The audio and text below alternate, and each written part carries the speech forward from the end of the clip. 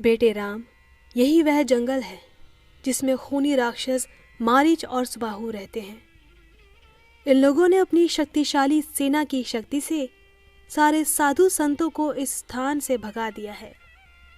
जो लोग नहीं भागे उन्हें मारकर वह कच्चा खा गए हैं। अब तो केवल तुम ही हमारे धर्म की रक्षा कर सकते हो। आप चिंता ना करें गुरुदेव, आपका राम धर्म रक्षा के लिए अपने प्राणों का बलिदान कर सकता है, किंतु पीछे नहीं हटेगा। अब आप आश्रम में जाकर विश्राम कीजिए। दोनों भाई आपकी रक्षा के लिए इधर ही बैठे हैं।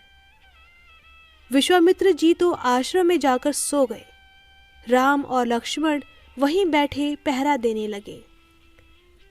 उधर मारीच अपने आप को इस जंगल का राजा समझ बैठा था। उसने जैसे ही इस जंगल में आदमियों का प्रवेश देखा तो क्रोध से भरा अपनी खूनी सेना को लेकर उधर ही आ गया। वह जोर जोर से चिल्ला रहा था, कौन हो तुम? आज तुम्हारी मौत तुम्हें मेरे पास ले आई है। मौत दोनों में से किसी एक की तो अवश्य होगी मारीच। अरे तुम छोटे से बालक होकर मारीच से लड़ोगे? लगता है उस बूढ़े ऋषि ने तुम्हें मरवाने के लिए ये षड्यंत्र रचा है। यदि हिम्मत है तो सामने आकर लड़, फिर देख हमारी शक्ति। मारीच उसी समय राम और लक्ष्मण पर बाणों की वर्षा करने लगा, किंतु उसने देखा राम और लक्ष्मण तो उनके हर तीर को टुकड़े टुकड़े करके फेंक देते हैं। उसका हर वार बेकार जा रहा था। अपने जीवन में वह पहली बार घबराया था, किंतु फिर भी वह अपनी भारी सेना को राम पर आक्रमण करने के आदेश देता हुआ आगे बढ़ा।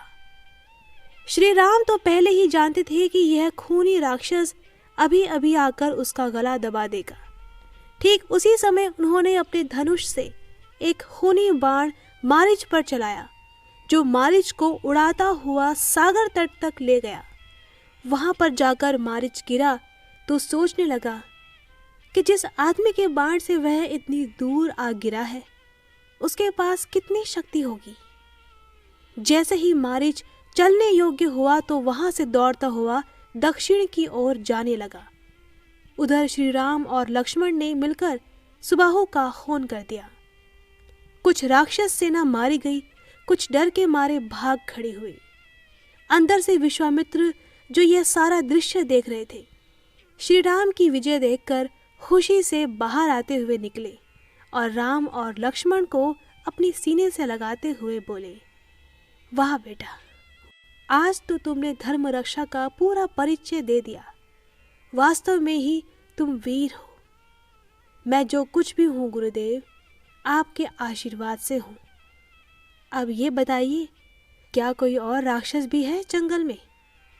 नहीं राम, बस यही लोग थे जिन्होंने हमारा जीना मुश्किल कर रखा था। अब तो हम लोग मिथिला के राजा जनक के यहाँ शांति से जा सकेंगे। वहाँ क्या है गुरुदेव? बेटे राम, राजा जनक एक बहुत बड़ा यज्ञ कर रहे हैं, जिसमें देश विदेश के बड़े बड़े वीर लोग भाग ले रहे हैं। इसीलिए तुम भी हमारे साथ चलो तो अच्छा होगा। फिर वहाँ पर एक ऐसा विचित्र धनुष भी है जिसे इस संसार में कोई वीर अभी तक नहीं उठा सका। फिर तो हम अवश्य वहाँ चलेंगे।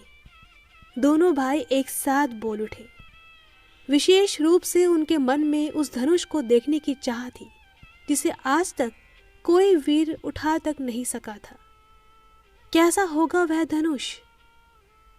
बार बार यही सोच रहे थे श्री राम और लक्ष्मण। उनके मन में यही इच्छा थी कि किसी प्रकार से उड़कर वहां पहुंच जाएं।